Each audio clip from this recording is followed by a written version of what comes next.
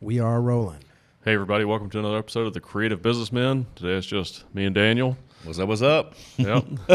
We've taken a couple weeks off. We've had a lot of stuff going on. Yeah. I was working on a TV series up in New York and doing some stand-up up there. And then Daniel's always busy, too. I mean, outside of that. Launched a couple of companies in the last few weeks and some new property acquisitions. I don't know where the last couple of weeks. And then, honestly, Neil was gone, and I just had used that as an excuse to just, like, put the horse blinders on and work harder, I think. At least that's what I'm going to tell myself. Yeah, you always work hard anyway, man. Yeah, crazy. So, yeah, like, I mean, we're always busy. There's always new things to do. We actually just talked about recently about how if, you know, a lot of times people talk about getting caught up or trying to, trying to get caught up on their work and stuff, but you really should never get caught up. There should always be new stuff to do. I feel like if you get caught up, then something's wrong. I think if I was to ever get caught up, I'd probably go into a depression. I think that's what happened. You know, when I lost everything a decade ago and had to start over, you know, I don't know that it was the losing everything that got me depressed. Now that I think about it, what probably happened was I had nothing to do. I had the same experience, yeah. And I think I lacked purpose, you know. And so I think for somebody with our habits and mentality and our, you know, lifestyle, the way that we've lived, I think to go from never being able to be caught up to having nothing to do at all. Yeah. Which is basically being caught up. Right. Yeah. Yeah. We're wired to keep doing, keep creating. Yeah. So it's I think what I'm really trying to work on myself is, and at all level in business, I think this is important. I think when you're first getting started, you basically have to say yes to so many things because you have to take whatever opportunity comes. And I feel like that's the way you feel anyway, right? And then I think as you grow, you can become a little bit more selective and learn to say no to things. And then maybe there's some things that you don't want to do because of the time commitment or because of the type of activity. And so the way you discourage that is by pricing yourself out of it, right? Yeah. It's a behavior or an act or a thing that I don't like, so I'm going to raise my price point, and then sometimes you still land it anyway. Yeah. So at least you're being paid well to do it. But one of the things we've talked about many times is instead of trying to be caught up, I'm trying to be more selective and not take on so many big projects at one time. Yeah. And not complaining, blessed to have them, you know, but 9 major projects, multi-million-dollar projects at one time is too many. Yeah. I think at certain levels. At certain levels, yeah. At the level I'm at right now, it's too many. Yeah. And more so from time management and just being able to execute properly. Yeah. You know, if I notice if you start dropping the ball too many, that's a good indicator that I need to back off a hair and then go back into the problem-solving mode, right? Like trying to figure out why I'm dropping the ball. Yeah. And some of it is sometimes, you know, the headache. You have almost the same workload for, let's say, a smaller project, you know, a few $100,000 project even, as you do a few $1 million project sometimes. It's almost the same level of management that's involved. That's true, yeah. And the return just isn't quite there. And sometimes those smaller projects, you don't have the funds to adequately staff, whereas if you're in a bit bigger one, you've got where you can properly staff. So just some things that even as we grow, we already kind of knew, but you kind of just get reminded of, oh yeah, that's why we do that. So it's been interesting. Last couple of weeks have been crazy. Yeah, it's easy to spread yourself too thin also. Yeah. And with smaller projects, sometimes they can be really time consuming. Yeah. Whereas some of the bigger projects can, if they're lucrative enough, then you can delegate a lot of the work, and it helps, you know, because if your business isn't big enough to delegate the work, then it's going to take a lot of time. Yep, I agree. Yeah. You know, and one of our guys, I'm not going to say his name, but hopefully he watches this and you'll know I'm talking about you. But recently he's doing very well. He's been, I just told him to work the plan, stay the course, you know, and I said, man, I promise you, if you do X, if you do this and you commit to me that you're going to do this and you do it, live, eat, and breathe it, I was like, I promise you, if we get down the road, it's literally you're gonna walk down this path. You're gonna be where you are, and every single thing that I told him he'd hit, he's hit, and he hit it ahead of the time that I told him he'd hit it. And so last week on Monday we were talking about it, and he did very, very well. And you know, he's tracking, you know, let's say $250,000 a year. This is a guy that used to make $400 a week max for an extended period of time, and so he's worked this plan. He's put a lot of work in, a lot of time in. He's I believe sacrifice is necessary to be able to accomplish this. He's missed family trips and vacations and personal time, and he's instead exchanged that time to work on his craft and work in a business. Well, last week he decided to start a new business. And so on Saturday he was out doing physical labor. He basically started like a landscaping company. Oh, wow. And I was just explaining to him that the problem is he started a business that from scratch that was heavy physical labor and hard work, and one that required his time, because the way that he went about it, he literally just created another job for himself. Yeah. Right? Because he doesn't, if you are the if you're the only reason the business works, then you've got a job. Yeah, which is fine if that's what you want. Exactly. That's not how we. No, it's not. It's not how we do it. So, so it's an interesting thing, even kind of to consult with him and kind of to advise him and him kind of see some of the stuff, and and on a different scale. Sometimes we do the same things to ourselves. I can make a commitment out of passion of something I enjoy and I want to commit my time to. And then I've made commitments to things that I don't necessarily enjoy, and then I go, man, I'm giving so much time to this. So, it is what it is. Yeah, the creative stuff I do, obviously that takes my time. Yeah. That's artwork, but it's art. Well, you enjoy that. Yeah. Yeah. But it's still creativity. But it's also, for me, that's there's a therapeutic aspect to that too. Yeah. It's like a fulfilling thing, Yep. And I'm sure you have your versions of those types of things too. I do. I actually like when you get in that flow state. Yeah. We had a meeting yesterday with a group of politicians and some different people, and related to a couple of the states that we do business in, and we were at a nice restaurant and just relaxing, and we were all talking business, and it actually got to be a point where for an hour and a half, we were all kind of in like this crazy flow state where we were all talking business, we were all talking shop, and everybody was kind of contributing, and I really, really enjoyed it. I really enjoyed intellectual conversation about, and it wasn't just, and these were political figures, but we weren't talking the politics that seem to engulf the news daily today. And it was nice to see that, there's a whole different side that has nothing to do with what's being politicized right now, with what's being marketed on TV. And, we had real conversation about real problems and about real potential solutions, and about, housing and opportunity and all these different things. We talked about food deserts that are going on in certain parts, of even North Carolina, where, there used to be a Piggly Wiggly or a local grocery store that's out of business, and now the only place you can get food for 30 square miles is a local convenience store.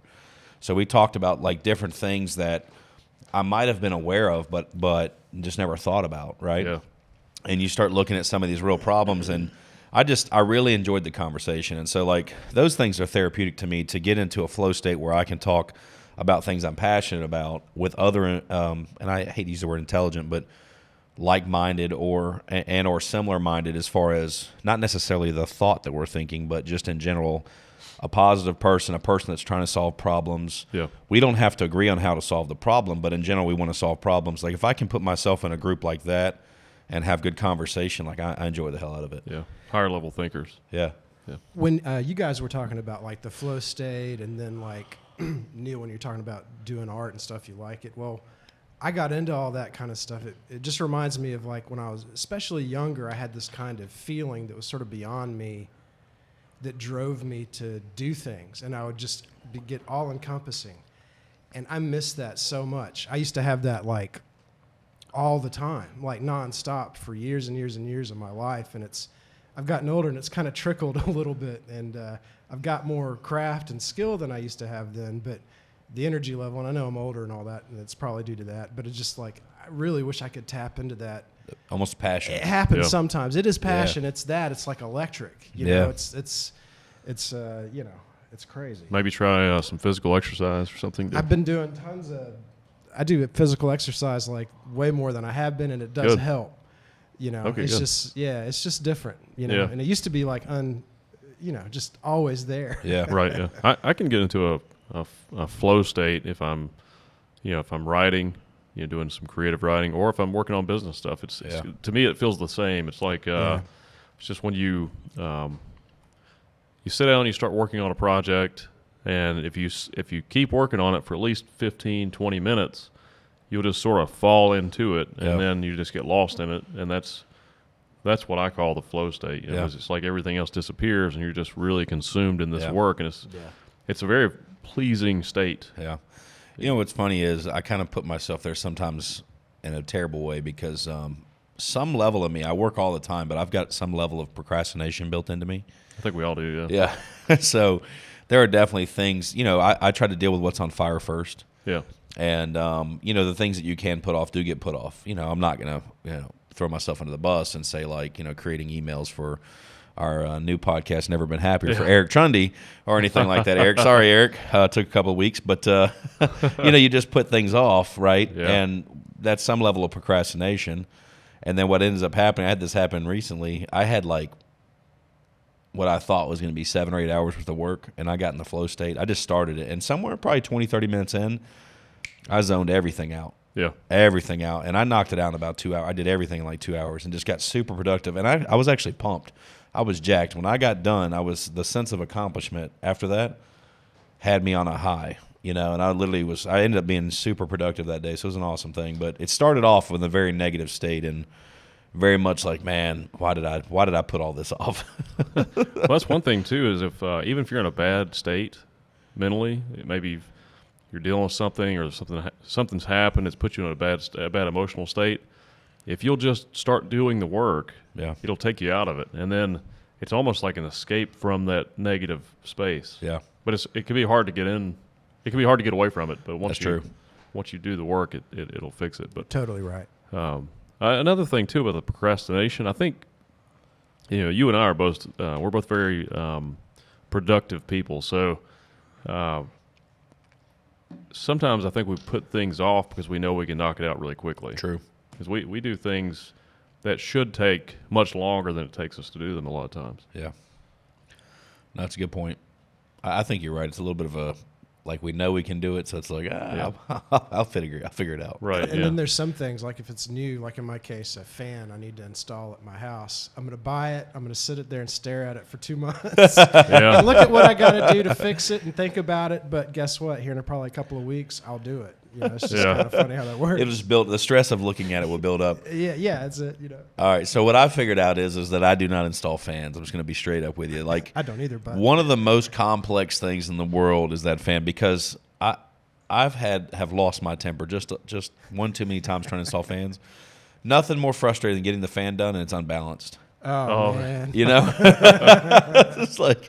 So, I pay people to install those now. But I might in the future. Yeah, I tell you. So I'm getting ready to be I put my family at St. Pete on the beach a couple times a year, usually like early spring and then late fall. It's not quite late fall yet, but we're getting ready to be down there. I'm going to put them there, and then I'll just commute back and forth. So I'm wondering, and I'll report back next week. I'll make sure and add this in there. There was an Adirondack. How do you say it? Adirondack chair, yes. However you say that. Adirondack. Adirondack, that's the word. Yeah, Adirondack. So about a year and a half ago, maybe 2 years ago, the very first time at this place, there was a chair in a box, basically Adirondack chair that hadn't been built yet. And then every time I've went, the box is still sitting there, and the chair's not been built. And there is a broken chair that I can see that I'm sure it's designed to replace, right? Yeah. And every time I've went, even though I'm not handsy. What are you doing to this chair? Yeah. I'm gonna get real handsy. But even though I'm not like a hands-on guy, like, mechanically inclined, as I've been here, every time I get there, I kind of nest. So I start like fixing things, right? And this chair, because I know how much of a pain in the ass it's gonna be, I've fixed so many things except for this chair. I'm gonna mess with it though. So if I show up and that chair's still not built, it's on my list. You're going to see me build it. I'm going to make a post about it. So, anyway. I think, I'm fairly mechanically inclined, but you kind of have to be careful about what you spend your time doing, too. True. Like, I enjoy doing hands-on work, but if I do it, I'm just thinking, well, I don't do this professionally. Right. It's taking me longer than it would take a professional to do it. Yep. And how much of my time is it? What's it costing me for me to do it? I agree. What can I use this time to do that's really productive for the stuff I need to do? Yeah, and if it's really free time, it might be better served. You've got a daughter. you know? Right. Get a Spend wife. time with your family or something. Yeah. Right. So, and back to the guy I was telling you about earlier that started the business on a Saturday. You know, he works. I don't want to say, it's different than us, but like us, works all the time. Yeah. And that free time probably would have been better served with his girl. Yeah. Maybe. Same thing we have to say too. Sometimes what little free time we get, maybe As long as it's he for likes being family. around her. Yeah, true. Who knows? I don't know. Yeah, I think he does.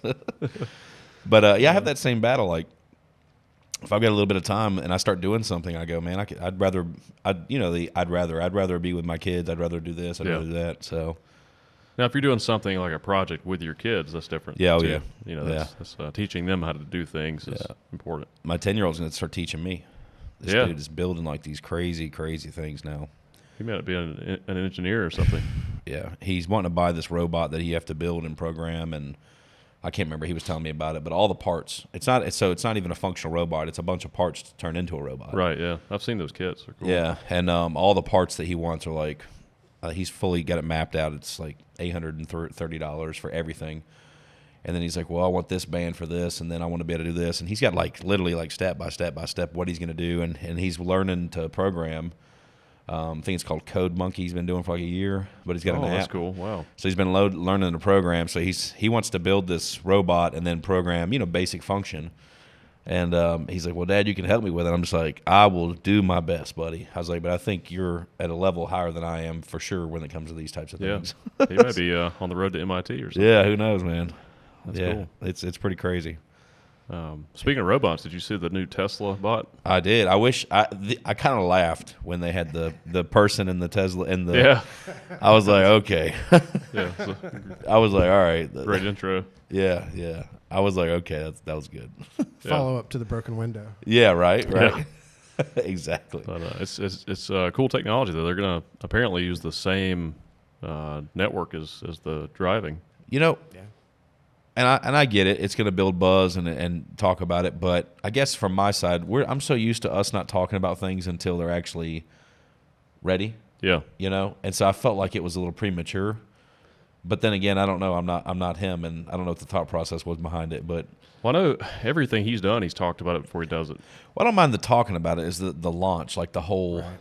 Yeah, I think it's just a teaser. Yeah. But I think they are working on it already. Yeah. So and I'm sure. Yeah. I've watched some presentations about it and explanation their explanation of it, and Elon says it'll be out next year. How do you think they're going to compete with like Boston? Like was it Boston Robotics? Well, Boston Dynamics. This is more advanced than Boston Dynamics. Boston Dynamics. That's it. Yeah. Because Boston Dynamics robots are they're more just hardware. They don't have AI software. They're I guess what I mean control. is, how do you think his hardware is going to compete? Like, should he be building hardware, or should he be taking his software and partnering with like a Boston Dynamics that's been working on that?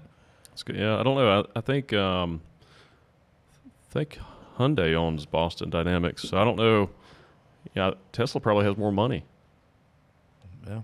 And he's got some really impressive teams. I know there's a lot of those being developed, servant robots and worker drone robots and that kind of stuff. I mean, I think you guys are right. In 10 years, there's going to be a lot more of that. Oh, yeah. We're going to have new problems we don't even know about. The dog, I can't remember the dog's name, but the Spot, yeah.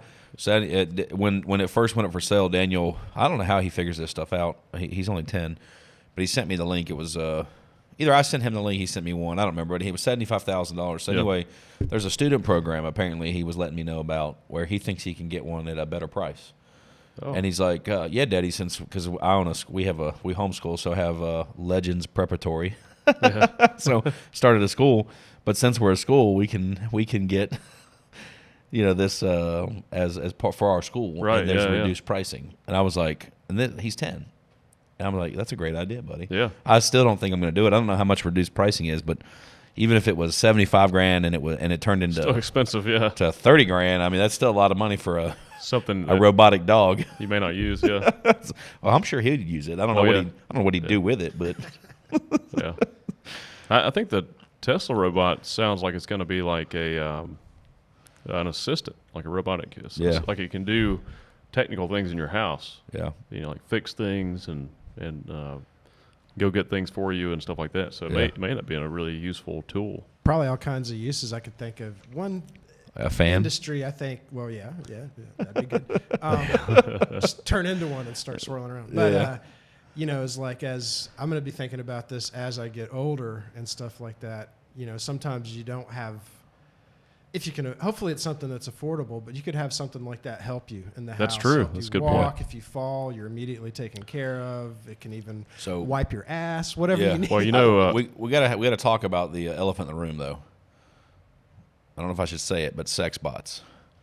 It's going on full tilt right now. I know. Yeah, those are a thing. Yeah. They're already a thing, and I mean, like, so Tesla's going to get into the adult industry, but is it going to be white labeled, or are we, Well, the Tesla bot though, and talking about the sex bots, but not really talking about those, but that type of technology, even with stuff like the Tesla bot, Lex Friedman has a big interest in creating AI to give people companionship, and I think that's really important with elderly people because loneliness is a big problem with elderly people, and if you have, I think loneliness is a big problem. Period. It is. There's a lot of people that are lonely. Technology's not helping. That's true. Yeah, and I mean, in a lot of ways, we're all alone, sort of. Where our consciousness is in our heads. And it's just us. We're not able to completely share our experiences. Wouldn't that be cool if we could, though? I think we will eventually. Yeah, I think we're getting there. But as AI advances, it may or may not become sentient. But I think there's even with GPT-3 and some of these language processing AI softwares, you can have a real conversation with an AI now, and it feels like you're having a conversation with a human. So and it's just going to get more and more advanced. Right. So I mean, maybe it will become conscious or sentient, or it'll somehow be an extension of us. But I think it'll help people. Yeah.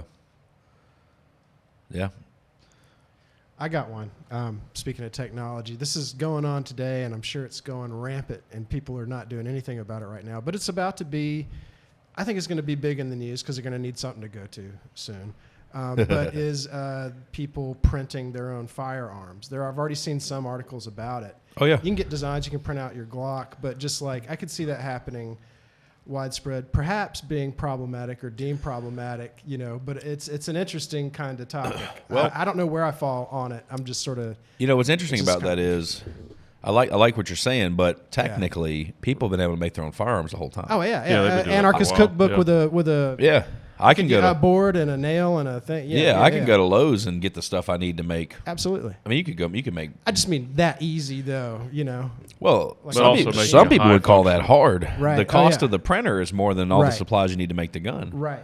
But I agree. I think it makes it Future, more maybe. accessible to people that are pro technology, right? Right. Yeah. Whereas maybe that's a lost art, but I mean, literally, Right. you can go to Lowe's or Home Depot and buy all the things you need to Absolutely. to do all kinds of mayhem. But Yeah. I agree. I mean, Well, it's just all the a mods vehicle and- can do a lot of mayhem. a vehicle, yeah. Yeah. But no, I mean that's a good point. Like, I think technology is going to create a whole different set of challenges, right? Oh yeah. And maybe with a 3D printer too. The other thing is you're Mm-hmm. printing in plastic, right? Right. Well, not really. You can print metal print stuff. metal. No, too. I'm saying if you print in plastic, it doesn't get picked up from like a metal detector. Right. Or, Oh, that's And you that's can a make re- bullets that's out of plastic and a concern, everything. Yeah. yeah, Yeah, hopefully humans will eventually reach a level where we don't want to make weapons to kill each other. yeah. That's the goal. We're I'm not there. holding my breath. Yeah, as it's going to depend on what happens, but there might be a bomb being dropped on somewhere soon. So I don't know. There always is. Yeah. Yeah, I think the conversation I heard on the way here was, who knows if this number's right, but there's $80 billion worth of military equipment, and rather than lose it, we should just bomb it all. I was like, well, I don't know if you can do that because you can kill a lot of innocent people. Yeah. I don't think it's that simple to destroy all the equipment. You destroy it when you scrap it. When you leave, you do things to the engine block. You Everything, do all yeah. that kind of stuff. Weld stuff Or you just together. plan an evacuation where you take the stuff with you. Yeah, Right. Yeah, I agree. You take longer to get it out. But Yeah, who knows? But yes, anyway, that's. but there's a lot of money in war, and A ton, yeah. It's a $1 trillion industry. There's money in conflict. Period. Just in there's money right now in the political divide, and whatever side you're on. Yeah. Yeah. Whatever side you're on, it's definitely everything's. It's really interesting to see potential motivations because you don't know anybody's real motivation. You can speculate, But it's interesting to see how much money seems to be a motivator for many companies. Oh, sure. Yeah. I mean, well, I think money motivates most everything. Yeah. Yeah. You know, the unfortunate thing is that you could change the change the perspective or change the I guess the objective and probably accomplish something much more productive in a positive way. You know, like if you're having issues with a certain region of the world, maybe you try to help that region. You know, and you create technologies to enhance that area in a positive way, and then because I think it's easy it's easier to destroy things than it is to build things up. Yeah. You know, and I think, and it's like the easy way out, and it also, like you said, conflict creates opportunity, right? And it's created a $1 trillion industry, and if there's companies that are making trillions of dollars from conflict, why would they want to stop a conflict? Yeah, true. You know, but at the same time, those same companies could probably be capable of enhancing areas and doing positive things to areas that would be just as rewarding, maybe more rewarding, you know. Yeah. And we were warned about the military-industrial complex by Eisenhower, yeah. and then Chomsky started talking about it. No one wanted to listen to Chomsky, and then, you know. Yeah. Interesting. But it's just easier to break things down and tear things down than it is to build things up. Yeah. But I think building things up is actually better. I think you create more innovation and opportunity and creativity, and neither one of those things benefit us. I mean, I think building things up benefit us because it makes the world a better place. It also creates new technologies and new ideas, and especially when you're talking about third world countries, we could learn a lot of things in those areas with infrastructure technologies and stuff like that, and just figuring out, you know, because our infrastructure is pretty set. Right. It's harder to change, but we can do new things in those other places experimentally to see what works the best, right? And then we can implement those things here. You know, I think, and I think those companies will make just as much money, but I think it would benefit the rest of the planet more, right? Yeah. And then also, you can't go to war with. It's not even a country, but you can't expect to go in and kill innocent people and citizens and expect them to still like you. Yeah. What was it? Was it a meme or somebody said that you just bomb them until they like you? I said that. You said that, yeah. I had a bit about that. That was it. Let's keep bombing them until they love us. Yeah. It's not gonna work. Yeah. That makes a whole generation of people hate you. Yeah. I almost see wars like drifting. I think because we're humans. Hopefully, we won't be having them still in the future. But I think it'll drift more towards like a corporate kind of thing. It won't be countries really. It'll be this group of people that have this amount of asteroids over here, and these other entities that are all mixed up with that. Maybe. I think the court system is supposed to be the civilized way to handle it, but it doesn't feel that way sometimes. But I think it does do a good job, because if you think about it, if people didn't have recourse when they've been wronged, right, what would they have done historically? Mm-hmm. Right. So I think it serves its purpose. It's just, it seems archaic sometimes. The process is, you know, it's what is it? The right to a speedy and fair trial or whatever. Yeah. It doesn't always seem that way, you know. And then, you know, politics creep into it. People are prosecuted for other reasons, right? You know, and tied up in court. And if you don't have the money, if you can't financially afford to pay for proper legal representation, that can be a problem. So there's still problems with it, but I do think it's an alternative. If it didn't have that, it would be kind of even more chaotic. Yeah, I think a lot of our court stuff will start being dealt with AI also. Yeah, so it'll take a lot of the political aspect out of it. You know, and this is something I'm just speculating here, but I wonder if, just slightly, if there's more crime in very poor areas because they don't have equal access to attorneys and the court system, and they feel like that's their only method of recourse. Well, they don't have equal access to food. Yeah. And opportunity and safety and housing and stuff. So I think it's just if you don't you don't have anything, you're frustrated. Yeah. If you're in poverty, you don't have the same standards. So you're just all survival, and that's why people steal and fight, and it's just. I mean, poverty produces crime. Yeah. Always. Yeah. It's an interesting thing, man. I got to tell you. So one of the new businesses we opened, we've got obviously we own a security company, so every business we have has plenty of cameras. But one of the new businesses we opened, we saw a person that I believe to be homeless. We still haven't found him yet, but that hopped a fence, and this fence is 8 foot tall. So they hopped an 8 foot tall fence to to avoid walking around the front of the property where they could have just walked through the boulders and trees, like where there was a path a car couldn't get through, but a person could walk through. Right, yeah. But instead, he hopped the back of the 8 foot fence, and not sure what the reasoning was there. He went up to a car that was parked in the parking lot, which we don't allow cars to be parked overnight for this reason, but the car was parked there. He busted the passenger side window. He opened the glove compartment. He popped the trunk. He opened the trunk and went through all the belongings in the trunk and stole various clothes and items, right? And then left. And left the trunk open, obviously window busted, etc. And just got clothes and things. Yeah. And I go, part of me is like, look at the lengths that this guy is willing to go through just to get, he got a couple of articles of clothing,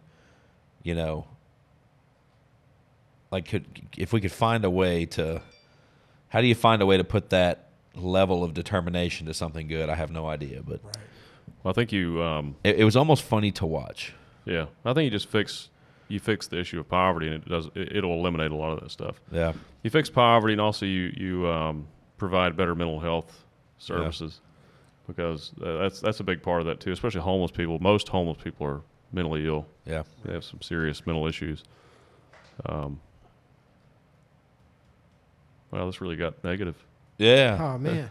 Well, did you see the guy that they call him Mr. Superman or something, but he's ran like 35 marathons. He's a homeless guy that runs marathons. Have you seen that? I haven't seen Yeah, that. yeah. We'll have to look that up. Something. Right. What would you consider him homeless, really? Yeah, he runs marathons. He's like Homeless but self-sufficient. self-sufficient, man. Yeah. Homeless by choice, maybe. I don't know. Yeah, just nomadic. Maybe. Nomadic, yeah. Yeah. I feel like in Asheville, no offense, people in Asheville, but in Asheville, North Carolina, there's some of those. Yeah. Yeah. They're like intentionally homeless. Yeah. Like just like it's part of the lifestyle they're choosing, I think. Right. Yeah. It's kind of like what you see in Portland or places like that. Yeah. Seattle, maybe. Yeah. So go ahead, Jess. What you got? No, I just saying. And when I was in Asheville, I was going to a show, and a homeless guy dropped out of a tree right in front of me and started telling me about how many people he killed in Nam and stuff like that. And that was kind of hard to segue out of that with my group and keep going. That's the problem with manners. Like you want to talk. Yeah. Yeah. I was real nice. You want to be polite, and it's just like sometimes you just got to be rude. Like literally, last night at the gas station, it was probably like 3 a.m. I could tell the guy was coming off or ask for money. I was on the phone. I had several things going on, and I just I literally set a $1 bill up, and I put a rock right on top of the $1 bill, and I set it, and I just pointed to it with my hand, like, hey man, I'm not being rude, but I'm on the phone. I've got 5 things going on. It's 3 o'clock in the morning. I know you're coming to ask me for $1. Here you go. So yeah. I did all that with just a hand gesture, like there's your money. Yeah. That's funny. Who knows? So I know. So you're in New York. Yeah. I want to talk about sacrifice really quick. So because everybody wants success, and what they don't realize is a lot of times you sacrifice over and over and over what seems like sometimes years. Yeah. Maybe decades, right? Sam Walton said every overnight success is 20 years in the making, right? Like, because no one knew Sam Walton's story and Walmart as we know it until 20 plus years, right? Yeah. So, but you picked up, I want to talk about this. You literally picked up, you landed a role, which we can't really talk about, but you landed a role, and your daughter's birthday was on the weekend, and she was starting school the following week, right? And you did what you had to do, and you picked up and you left, and I don't know if you mind me telling this, but you weren't present for the birthday party, and you were not present for the going to school. Yeah. Right. And this is an example, and it's a small example, but I mean, it's a big thing, of sacrificing. And you've been sacrificing for, I don't know what, 8, how long is the acting journey? Is this 8 years. 8 years? Yeah. Over 8 years. Yeah. So 8 years in, still sacrificing, and still when an opportunity presents itself, still willing to make the hard choice, right? Like, because it's easy to chase a dream until you start having to make personal sacrifices. Right, yeah. And so I thought that was, I was telling somebody else the other day, but I mean, you want to speak to that at all? I mean, like, yeah. I mean, that was it wasn't easy. It never is. And you and I have both missed many vacations and family things and stuff for business. When you're an entrepreneur, you can't ask for the day off. Yeah. You answer to yourself, and if you don't get it done, it doesn't get done. That's right. And then that's the problem. So yeah, I mean, I booked the role, and it just happened to be the week that my daughter turned 5. Her 5th birthday party was the day after, 2 days after I left on that Saturday, and then she started kindergarten that Tuesday. So I missed 2 big things. I mean, fortunately, things are digital, so I can at least zoom in and talk to her and tell her happy birthday. And she had a good time. She didn't mind. And for me, it's just setting a good example of sometimes you have to make those sacrifices so she can have a good lifestyle and do these things that she likes to do and have a good life. But yeah, it's always tough when you have to make those decisions. But it was never an option. It was just I was disappointed immediately, but I had to do it. And then, fortunately with other work, like my consulting company and stuff like that, everything's digital now, so I can work from anywhere, really. Yep.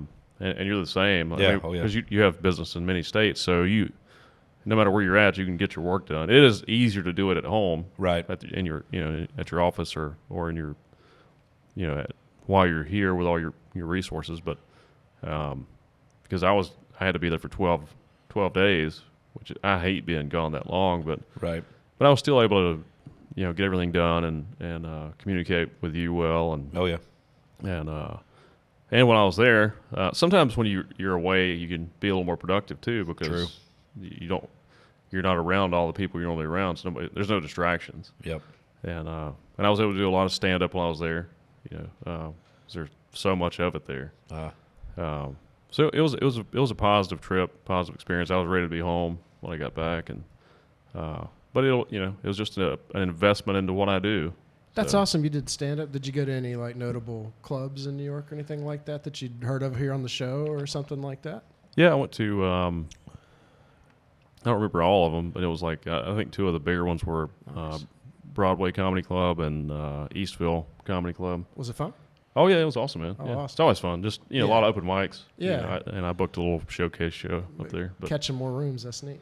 Yeah, I did. I was able to do 13 spots in 12 days on my off days. Those were days I wasn't on set, and there's just so much comedy up there, man. You could probably do 4 or 5 sets a day. Wow. In New York, that's why it's such a good comedy place. But and see, that's the funny part is this comes back to this other thing. Like during your free time, you're working on your craft. Yeah. And that's this comes back to this point of why some people are successful. Like if you look at it, like even during the free time, you're working on something that you've been working on. Another. I mean, it's all related. It's all related, but at the same point, it's another thing that you're trying to hone in on, right? And you got into the comedy scene, to stand-up comedy, to work on your comedic writing. So, and that's turned into this to its own thing almost, right? So it's kind of interesting to see, but it comes back to that sacrifice. Like you could have just been relaxing, watching Netflix the whole time, binge watching Netflix and ordering in food in your room, but instead you were working on things productively, right? Yeah. And that was just one. I don't know how many calls we had and how many other things. You were working on tons of projects. Yeah. And typically now, I kind of have 2 different aspects of my life. I have the more just business side of it, and then the creative business side of it. So, because even the creative stuff's still a business. Oh yeah. And we're, you're involved with some of that too, but yep. But it's the same with you. I think instead of doing the more creative things, you'll just add in other business-related things. Like real estate is very different than your day-to-day business. Right. Most of your day-to-day business. Sure. But it's for you, that's almost like I enjoy it. Yeah. It's kind of like a hobby almost. But and so everybody's like, "Well, how'd you find this deal?" I'm like, "Well, I don't know. I've been watching this area for 18 months or 12 months here, and then I just bought a property. I don't want to say it fell in my lap, but this is the thing. Like you work on things with intention, and I think you speak things into existence, but it's also about speaking things so other people know your intentions, right? Yeah. And we had a house that we almost bought in June of 2010, and for whatever reason, it was for sale, and then the couple pulled it off the market, and they decided not to sell it. And last Friday, the husband passed, and anyway, the property came up for sale, and it was one of the areas that I'm watching, one of the areas that I'm acquiring properties in, and so it landed at my doorstep. Obviously 11 years in the making, but it still landed at my doorstep, and I had to move heaven and earth to lock the deal down very quickly because the market's stupid right now. Yeah. But it's just like those things. I've got markets that I've been watching for a year. I've got properties I've been watching for several years. Well, we've got I don't know if we can speak about it, but we've got some property that you and I've been watching, that has a lot of acreage, and we've got multiple uses that we've been watching off and on for a long time. And so everybody's like, what I'm looking for is a problem, or I'm looking for something that's set. I'm looking for very unique things so there's something that solves a problem that I'm trying to solve. Like maybe it's very specific rental, vacation rental. I like luxury. I like you can have a trailer sitting on the most beautiful mountaintop with the best view, and that trailer will bring the world, right? Yeah. Because the home on it is not what's important. The real estate.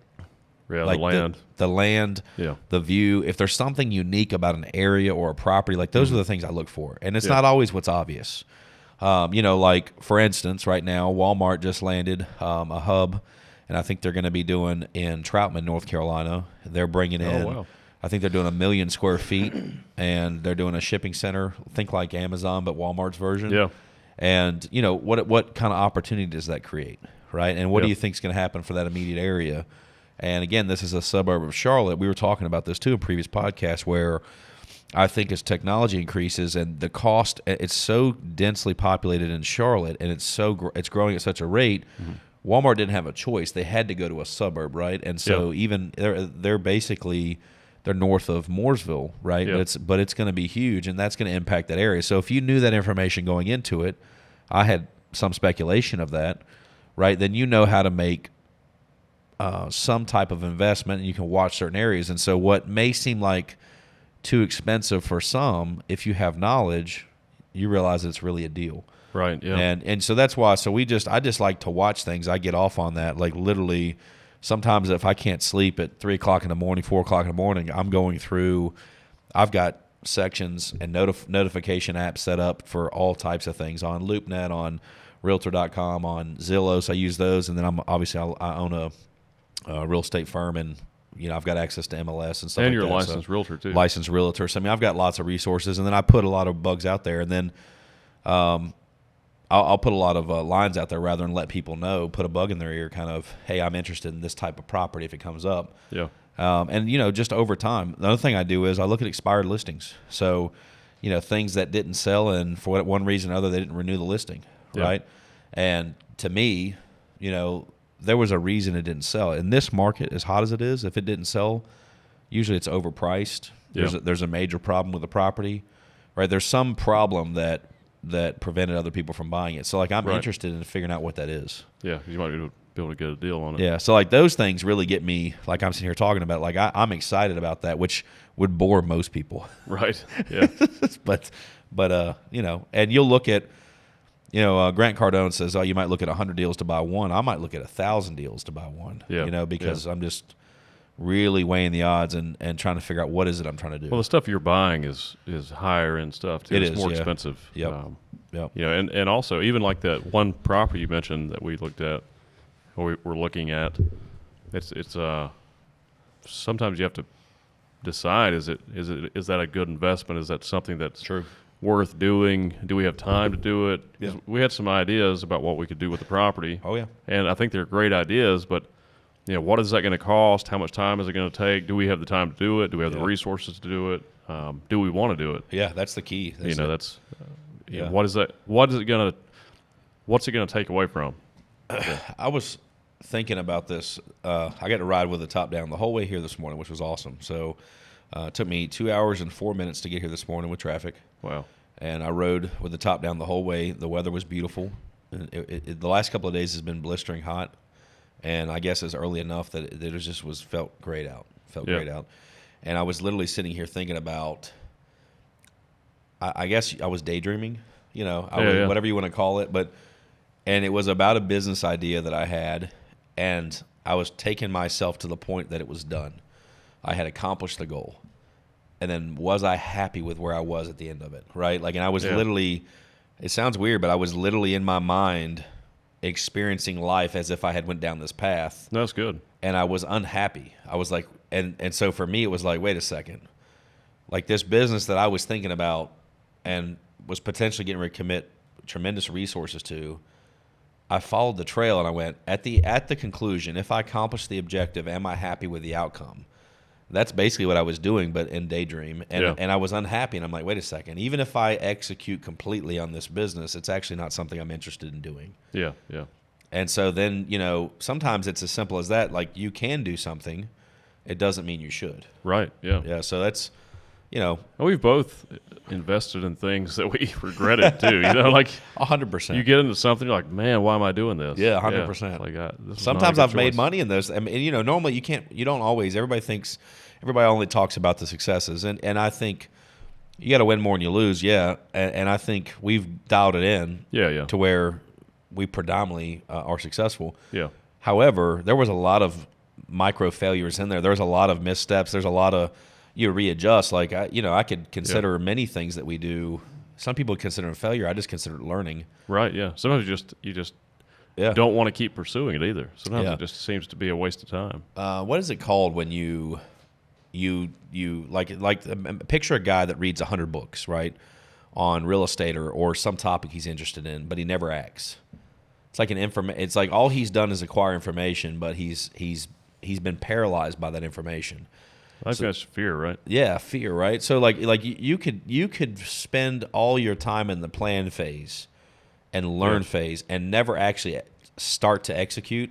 And so I think it's important, and I think we do this. Like, once we commit to something, we execute and we try. And and then the other side of that though is if you see something's not working, don't be afraid to shift course. Yeah, or scrap it. Scrap it, yeah. Take your losses. Yeah, because you don't want to waste any more time. Yeah, and if you're out there and you're thinking about and you're at a point where you can, I would tell you that money spent with an attorney, money spent if you're buying a house, buying real estate, get a home inspection, $400 or $500, get a survey, figure out your land lines. Like, don't buy the most expensive purchase most people make in their life is going to be a piece of real estate.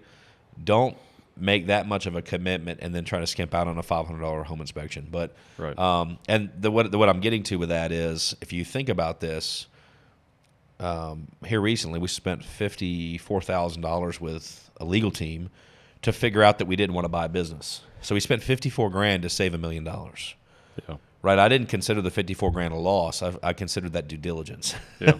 And so imagine same thing with buying a home. You spend $500 for a home inspection.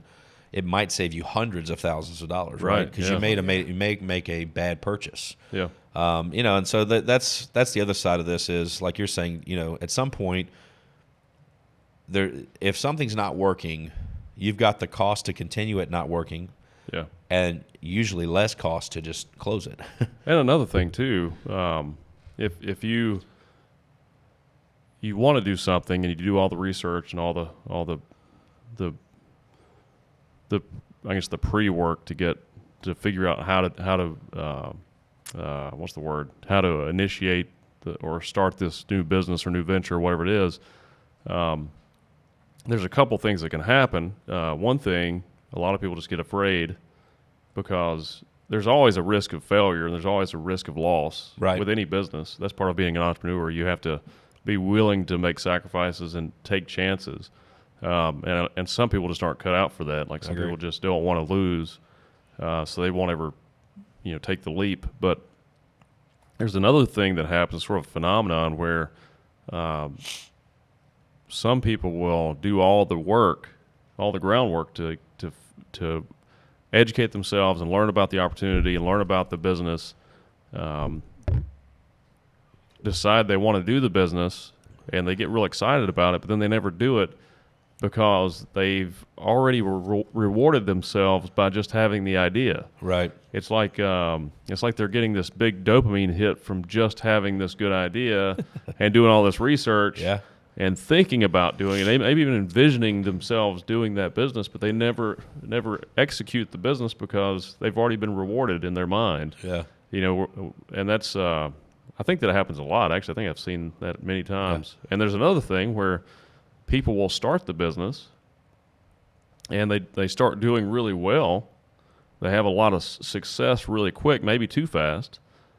And then the fear sets in and it scares them and they get distracted and they do something else. Yeah. And then that business fails because they ran away from it. They ran away from the success. We've seen that happen before. 100%. A lot of people. I feel like they I always say what pays you today may not pay you tomorrow, so you should always plant seeds for the future, right? You should always be doing that. However, if X pays you, if this widget, if you and I are in the water business and this is what pays us, you can't neglect this completely, right? This is what drives everything. Yeah. But I've seen that many times, and maybe it is fear. Like people have the thing that pays them, right, and that they were successful with, but they want this other thing that's unproven. Yeah. Yeah, that's true. And they take all their time, energy, and effort and put it into that. I imagine something that's kind of hard is picking like the right people to run things. Like you get something and you get it going well, maybe yourself, but you've got to do other things. And so finding somebody to do that it's probably not the easiest thing in the world. You can find people that are, I guess, skilled and, that can kind of fit. But I imagine that can be problematic. It's one of the hardest. Yeah. I think the problem is I think people are sold so much shit from coworkers, from friends, from employers that they either don't believe in you or they don't believe in themselves that they can do it. Right. And we deal with this a lot. Like we keep our word on our side, and I think we set very fair expectations about what we expect, one. Right. But what you're also capable of accomplishing over time. Right. Yeah. And I think people will self-destruct. I think that it comes back to that fear thing. Even if what we're saying is right, they're either unwilling to make the commitment, what it takes, the sacrifice, or they're scared by it. Yeah. I mean, I think that's part of it. And some of it's human nature. Some of it's their personal beliefs. Right. Some of these things are thoughts that they've been taught since they were a child. I mean, yeah. It's a complex issue. I've got people, we've got staff that, I won't say who, but I mean more than one that make six figures a year. Right. That I would say by other people's standards would say that these people, they're hardworking, they're honest, they're ethical, they're moral, they are willing to sacrifice. I think that people that didn't know them wouldn't think they made $30,000 a year. Right. Right? Right. But they've got spouses or girlfriends or significant others that would prefer that they made $35,000-$40,000 a year, but they worked a 9 to 5. Right. Right. With paid, with state holidays and federal holidays and paid vacations. Right. So that's what we're used to. Yeah. Yeah. So I think too, some of that can be conflict with who you choose to spend your life with. True. Very true. It's like if you want to, I think if you're in a relationship, you should probably have these types of conversations with them. Yeah. Instead of making a unilateral decision for a new job or a new career, you probably should have a conversation at home and say, hey, this is how it's going to impact our family, our relationship. Right. Yeah. I think that's important. Oh, yeah. Because we've seen that too. Yeah. And nothing like, definitely not, in my own relationship, I always say that 95% of the problems are from me and only 5% was my wife. Right. And that it's probably more like 98% me and 2% her. But either way, I think if you're, and she doesn't do this, but let's say if I was gone, I travel all the time. This has been the standard our entire relationship. Right. That's all she knows. But if I was gone, and every time I was gone, I had to deal with a major argument or a blow up or someone attacking me, right, for sacrificing, right, that would make it that much more challenging. And then add into the mix having children, using them as political footballs, basically. Right. Yeah. I think that would make it so much harder to succeed. And I know people that are dealing with that. Right. Well, that's why people that want to be entrepreneurs, they need to understand that if you make that choice to start that company or whatever the endeavor is, it's gonna there will be sacrifices if you want it to be successful, 100%. and you can't. It's not like if you have some family thing come up and your family gets mad at you for not going to it. Who's going to run the business? Yeah, Who's going to take care of the issues that need to be handled? Like you have to. That's part of it. If you're not willing to make those sacrifices, you shouldn't do it. No, I agree. And let me tell you what's going to happen is, as we know, is that if you're the business owner that does not show up, I'm going to take your business. Right. Yeah. Someone else will take that opportunity. If I'm They'll your fill that spot. competition and you and I are competing and you fail to show up, I'm taking your business. You know, in our ATM business, what do? One of the ways that you get ATMs is you walk into an ATM, you walk into a gas station, you see an ATM that says out of order, right? Or it looks dirty, or it's in disrepair, or it doesn't have a receipt printer, or the employee says, yeah, that thing's always out of order. Right now, there's a problem which somebody's not taking care of. It creates opportunity. So then you're just like, hey, I got one that will never be out of order. Yeah, exactly. And if I own the local grocery store, the local restaurant, the local whatever, the local gas station, and all my staff calls out because they've got whatever, COVID, flu, pneumonia, it doesn't matter, pick your poison, and I choose not to go in, I'm just like, I'll just leave the gas station closed. Well, guess what? There's competition. Your clients, you know what? Maybe they felt at home at your station, but now you being closed gives your competition an opportunity to earn the business of that client. Right. Yeah. And maybe it's just that one time, but maybe they go in there and they have a really good experience, and they go, you know what? I think I'm going to start stopping in here. Yeah. Well, a business is designed to fill a need, right? Exactly. It fills a void, and as long as you're filling that void and that need's met, you're doing fine. But if you stop meeting that need, someone else is going to meet it. Yeah. And I'm willing. I'll show up. Literally, most people in the businesses I own don't even know I own it. I'll show up sometimes and be like, "They'll be, you the owner?" No. You need toilet paper. If the bathrooms are dirty, let me know. If there's anything I can do to help you, like I'm here to help. Anything I can do to improve your experience, let me know. Right? Yeah. I mean, but the it's kind of a joke, but that's the side is like I need to know how to do every position in the company, at least good enough to do it temporarily, and good enough to hold other people accountable. What Ronald Reagan said, trust but verify, right? Yeah. So I need to trust my staff that they're going to do what they're supposed to do, but I also need to have enough knowledge to be able to verify that they're doing what they're doing. Yeah. And and I think that that's important. If I have to go into a store at this point, into any one of these businesses, and cover, there are so many people that missed to get to me that most likely somebody's getting fired. Right. Yeah. That's right. True. Yeah. Most likely. And I mean, now sometimes it's because I've got a long. Unless it's something brand new. Exactly. If it's something brand new, that's a different story. We're putting all this and not only new as a new business, but new industry where we're not as familiar and we're learning. We're in the learning process. Yeah. That's you don't get upset about somebody else, but there are also times where I've got people that have been with us for a decade that ask for a special favor or whatever, and I'm down. I'll go. I'll cover the shift. Yeah. Yeah. So, I don't know if you could take the owner of Walmart or one of the major companies and have them come cover your shift in the store. No. But I'd like to think that when I get there that if it was for the right person, I'd still do it. Yeah. If it was a long-term employee, somebody's been with us and been loyal, and they needed some help, I'd love to think that I'd still be, yeah, man, I'll come cover for you. Yeah. So, I don't know. At least I like to think that. Ask me in a couple of years. Well, a higher level position. Yeah, lower level stuff you would never even know about. Yeah, true. Something that big. True. And most of those things will be, going back to technology, most of those entry-level jobs will be automated out. Automated, yeah. Saw a sign this morning for Chick-fil-A now hiring $19 an hour entry starting pay. Wow. Yeah. Chick-fil-A's doing well. Chick-fil-A's killing it. Chick-fil-A's killing it.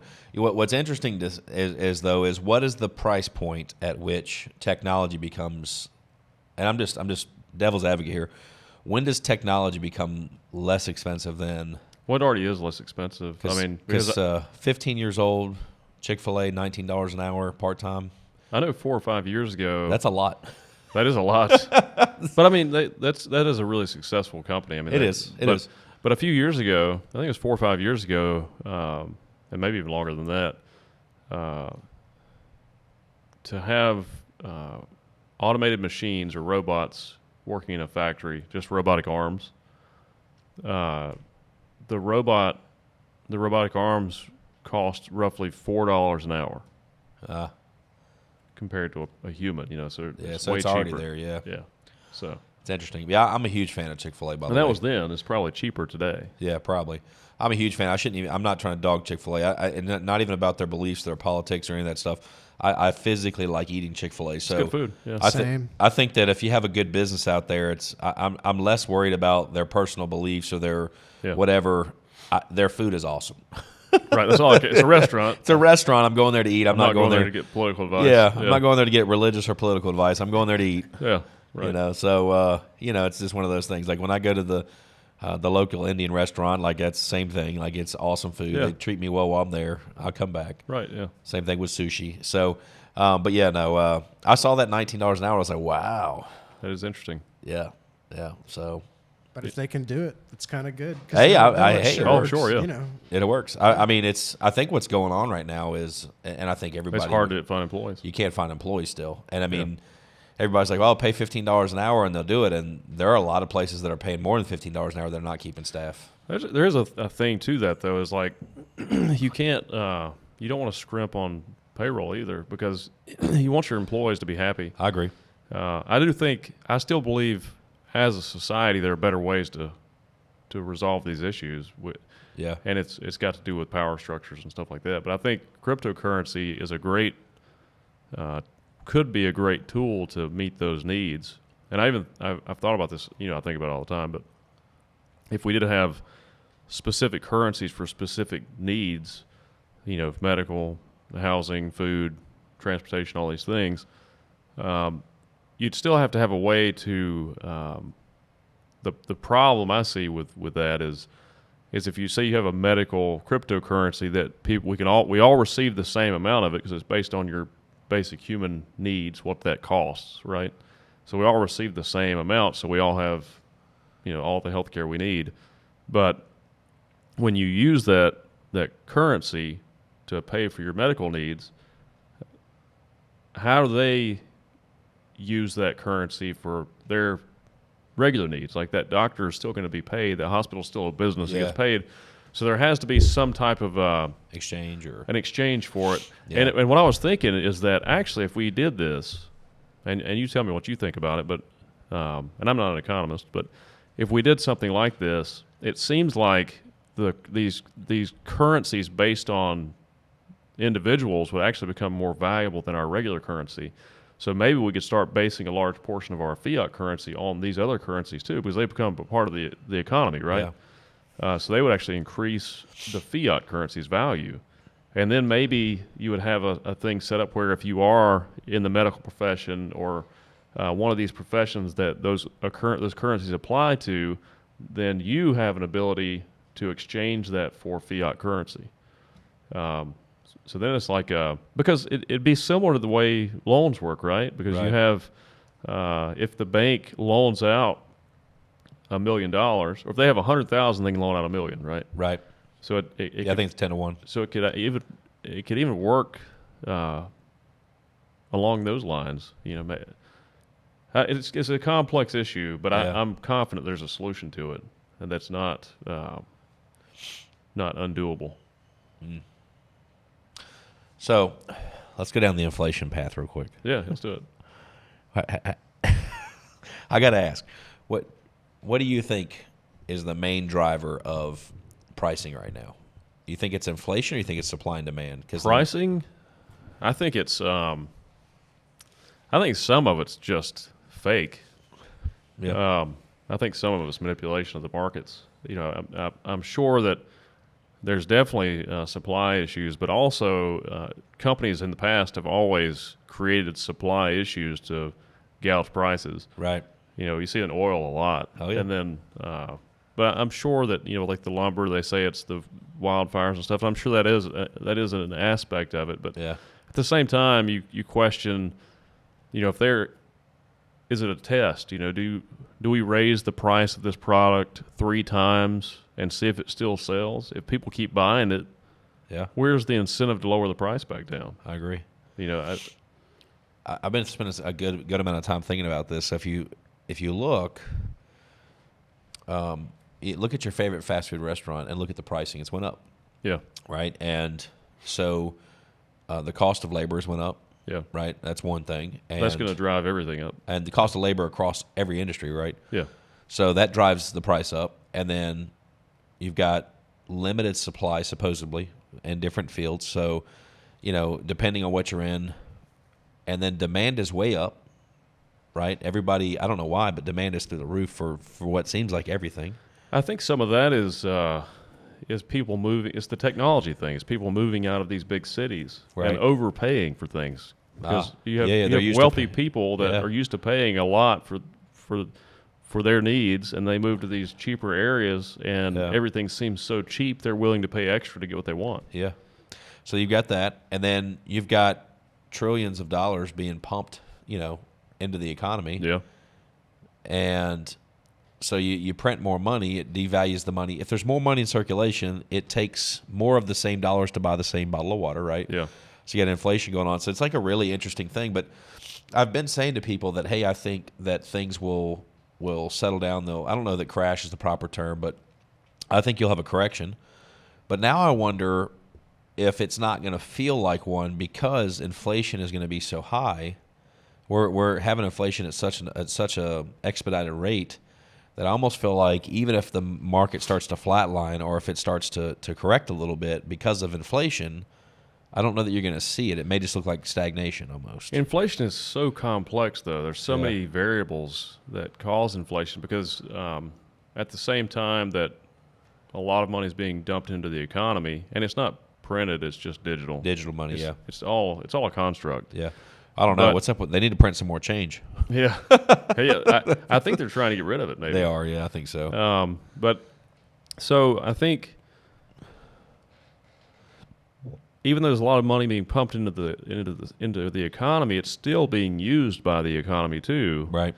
So if that results in a lot of new companies emerging, then that's actually going to increase the value of the currency. So it may offset itself. Maybe. And then there are the cryptocurrencies and these other types of these forms of currencies are going to affect the economy too. Yeah. And maybe they'll offset inflation as well. So I don't know, man. I don't think anybody really knows. I mean, I know there's people speculating, that speculate and spend their whole careers working on this stuff, but I don't even know that they know because we obviously don't have an answer yet.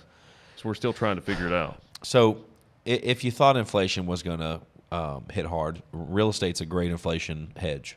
Sure. Right. If you wait until the bottom falls out of it. Well, even right now. So if you'd have bought, I've got an example that I know personally that's 100% accurate, so I can use this one. So let's say in January you would have bought it. There's a specific house in Charlotte that you'd have bought for $2 million. Yeah. In January, it's for sale for $3.8 million. Sure. Yeah. Right now. That's kind of a bubble, though, don't you think? See, this is where I'm getting at. Is like maybe you start looking and you go, well, part of this it's actually a suburb of Charlotte technically, but you start looking at all the people moving from New York, people from California, people from these major expensive areas. And I think what you said earlier is true. Is I think they're coming to these markets and there's a limited amount of homes or like let's say that you really want to live in a certain school district. Or you really want to live on the water, right? Then now we become a limited supply. There's only a limited amount of homes that meet that, and then when you think, okay, I want X number of square feet, and then that list gets smaller and smaller and smaller, and then you look at the limited number of homes available for sale. Yeah. And then next thing you know, you end up in bidding wars. And what's happened is I've seen several of them where houses were listed and then selling 140, 150% of where they were listed. It's crazy. And the moment that happens, you have a new dollar price per square foot average that gets set. Yeah. And now it brings up all the other houses. And so literally you'll have the one that's kind of the tugboat, the most expensive house in the neighborhood literally pulls all the other values up. Yeah. And then now you've got a repeating process where now we've got a new established price per square foot, and then it just kind of ripples through the rest of the housing market in those areas. Yeah, and it keeps going. I think I've always wondered about that too because it's almost like unnecessary inflation. Yeah. It's like we're creating our own inflation. Right. Instead of just paying the right price for it, we always want to pay more. I've always said that, almost always, as long as I can remember, I've always said that what you should do is your tenant will never be better than your neighborhood, so you should buy the best neighborhood. You should buy the least expensive home in the best neighborhood you can afford. Because you're not going to lose. Right. Because the Tugboat is the most expensive home in that That's the neighborhood. one that's going to lose. That's the one that's losing. Yeah. It's the one that's going to set the new highs, and it's the one that's going to lose. If you're going to have a 40% cut in the market, it's going to be off the most expensive home, right? Right. And usually that's the safe play is, if you want to be in the Hamptons, you want to be at the entry point in the Hamptons, right? That's the one that's protected, right? So pick the best neighborhood or market that you can afford and get the least expensive home in that market, and normally you're protected. Yeah. Normally you're going to see the lowest shift in the wrong direction. So now, though, what's going on with some of these people, I know a lady that just bought a house. She closed 60 days ago, paid $5.29 million, okay, and just relisted the house for sale for $6 million, right? Wow. And I'm like, why would you do that? She's changed her mind, right? Wow. She's changed her mind, and now she's got it listed. Now we're talking about just over 60 days, right at 60 days, and now it's a $6 million house.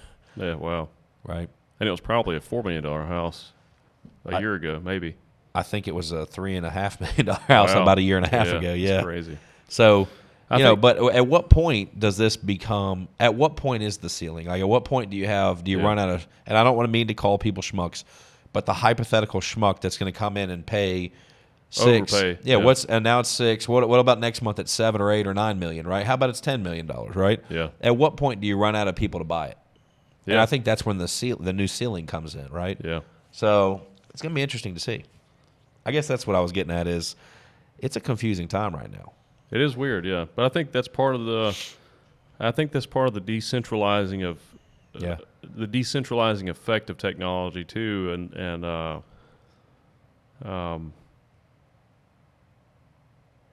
and sort of the breakdown of the financial construct maybe. Maybe. I don't want to say breakdown because it's not terrible. It just needs to be reworked, retooled. Yeah. It's interesting. I'm literally, the opportunity that presented itself that I had looked at in 2010, June of 2010 was, if I was buying it then, I think it was $600,000. And when it's $2 million now. This one was 1.2. Oh, okay. Yeah, this is a different one. Oh, okay. No, the $2 million one was the one I was giving example of the property I already knew about. But right, yeah. Now this one in June of, so to give you an idea of this one, in June of 2010, it was $600,000. It just sold to me for $1.2 million. So 11 years, it doubled. And I think the national average used to be that in the United States, housing prices doubled on average every 16 years, right? And then I think when you go region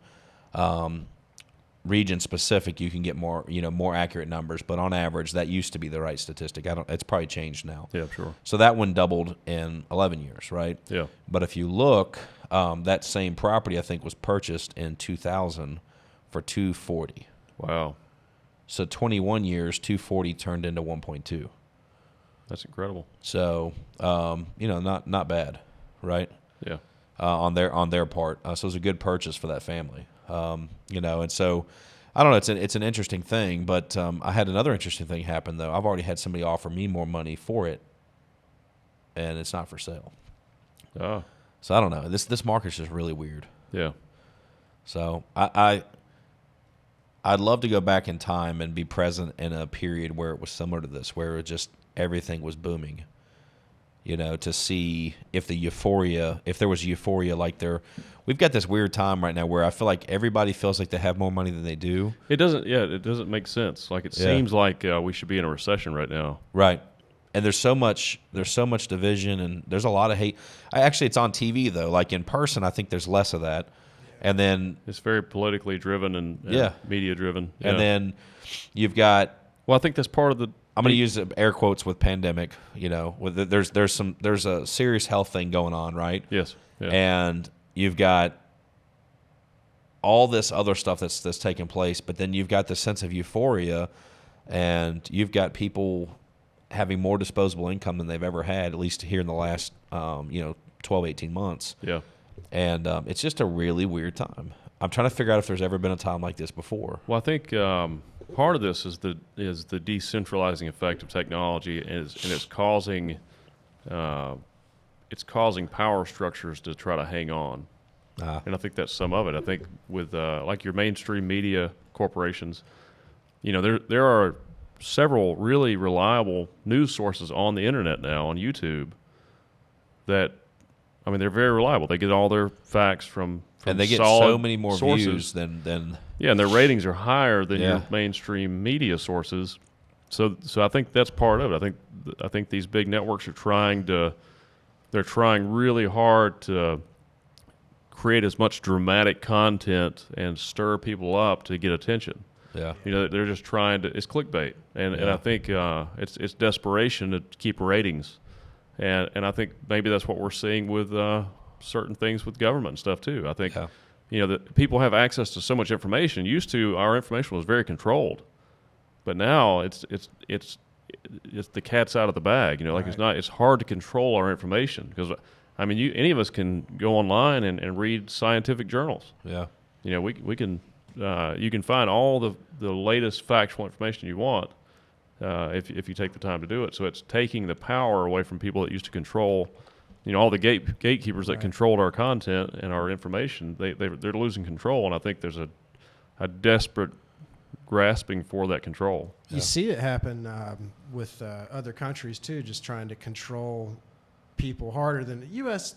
sort of does, but we're not really gonna. They're trying, but it's harder. But China, for instance, they recently outlawed any kid under 18 can only play like 3 hours of online video games a week, which we can kind of laugh at and stuff. But I don't know. Is that the straw that breaks that government's back? I don't know. Kids like their video games. I was going to say, so man. Wonder what's going to happen. I think you just created a lot of criminals. That's what they just did. Yeah. Well, in China, you can't use Facebook or anything either, I'm pretty sure. Right. And I don't even know if aren't they doing away with Google?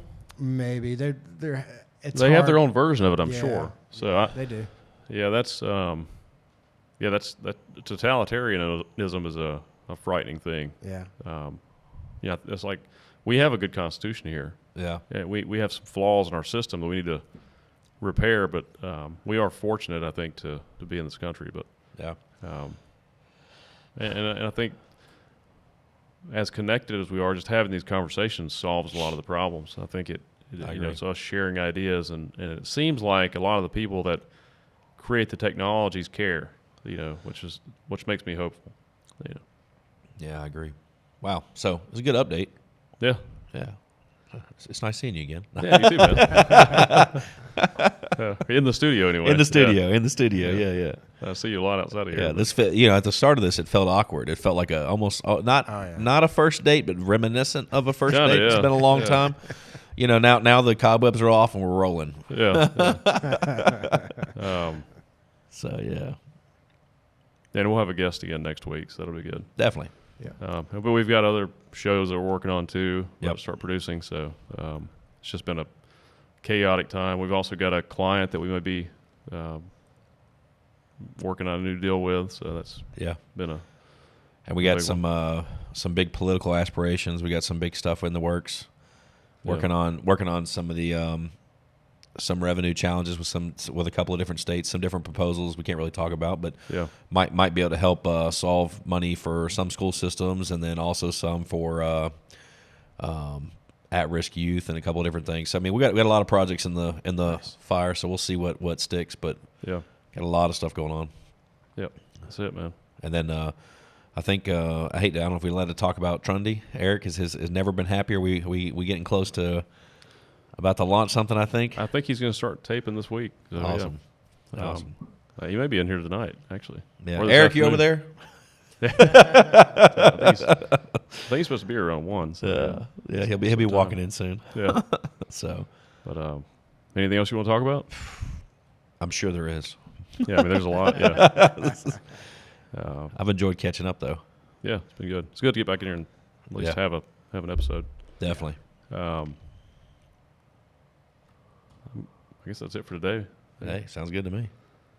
Well, hope you guys enjoyed the episode. Be sure to like and subscribe. Also, keep an eye on the channel. We'll have some new content out soon. Working on some cool projects, and we'll see you next week. Later, guys. Bye, guys. Bye. I didn't know. I was like, What time did we start?